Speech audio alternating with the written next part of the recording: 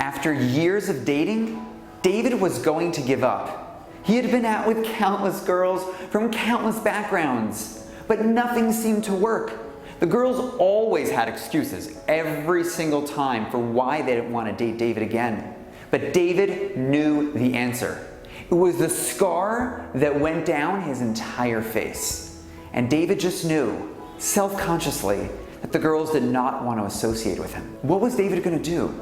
So he mustered up the courage and he traveled out to the Tel Aviv area, to a city called Bnei Brak, to go meet the esteemed rabbi, one of the most outstanding rabbis of this generation, Rabbi Chaim Kanievsky. And he goes into the rabbi and he bursts out crying, Rabbi, what am I going to do? The girls don't want to date me. They don't want to continue to date me. I want to find my soulmate. I want to find my shidduch. What should I do, Rabbi?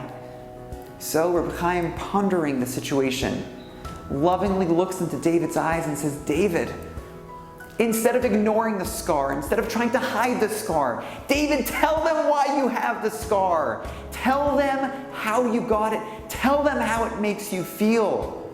Let's see what happens. Okay. David, encouraged by the rabbi's words, goes out on his next date several months later.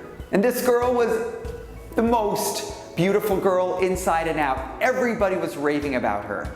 Everybody was super excited for this match, but David was nervous. If she was so wonderful, then why would she like him? The date starts and they're off to their usual pleasantries and conversations and where they're from and where they went to school. And it's going well, but David can't seem to hold it in. And as the girl's looking at him talking about her background, he just blurts out, Sarah, can I tell you something? Do you know why I have the scar? She says, yeah, tell me, David, why do you have the scar? He says, Sarah, I've got to tell you this before the date goes on. When I was 20 years old and I was on my way back from yeshiva, I was learning Torah. I was on my way back home and I saw in the distance, on the Jerusalem streets late at night, there was an Arab man running after a Jewish girl, a teenager. And I saw that nobody else was around. What was I going to do? And I'm not a strong guy, but I ran after them, trying to help her. And the Arab man was almost up to her, but I tackled him. I jumped on him. I tried to punch him. I tried to beat him. I tried to pin him down so that the girl can run away and the cops can come. We struggled for a few minutes, and right before the cops pulled him off me, the Arab dug into his pocket, took out a knife, and slashed me across my face. I was left there with blood flowing down my face. I thought I was going to die, but at that moment I knew that I just saved a girl. That's where my scar is from. I saved somebody's life, and I just wanted to let you know that.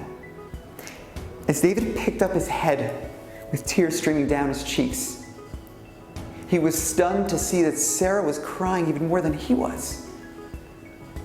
Sarah slowly picks up her head and says, "That was you! That was you! I was that little girl. And I thought I never have the privilege of saying thank you." David and Sarah are happily married today. But I ask you a question. How many others are not happily married today? How many others, whether they're physical scars like David or emotional scars like so many of us, how many have not yet found their soulmates? How many are still searching? How many are still uncomfortable with themselves that they're unable to open up and truly connect? Let's remember, we're in the month, the Jewish month called Av. Av historically is when the most tragedies have happened to our nation. Yet ironically, not coincidentally, it is called Av. Av in Hebrew means father. Isn't that amazing? In the month where we have suffered the most, it is the month, the only month, where God calls him our Father. Let us recognize that all those scars that we have are from a loving place, are from our Father. But taking it one step further, Av means father. Father means family. Family means siblings. If he is our father, then you and I, he and she, we're all brothers and sisters. We're all family. We're all siblings. And siblings sometimes fight. Siblings don't get along. That's what makes up a family. But I ask us a tremendous favor. As siblings and as brothers and sisters, let's put our differences aside. Let us unite. Let us come together. This Monday, August 7th, there will be a worldwide unity event for prayer. But not praying for ourselves, but praying for each other.